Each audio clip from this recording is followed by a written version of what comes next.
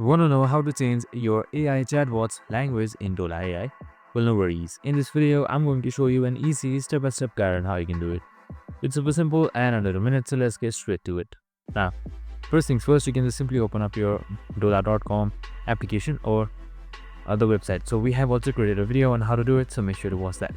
So once you've done all of that, you should be onto this interface right here. And now once you're onto this interface, here on the left side, you should be seeing AI bots. So you can just simply select that. Now you can just simply open up any bot that you are interested in, or any bot that you want to work with. So once you've opened up any bot, so I'm just going to open this writing assistant right here. I'm going to add it to chats. And now in order to change the language, what you can do is you can just simply select their name right here. This is writing assistant. So you can just simply select that. And now here you should be seeing language. So you can just simply select that drop down box and then change it accordingly to the available languages right here. And that's it. I hope this video helped.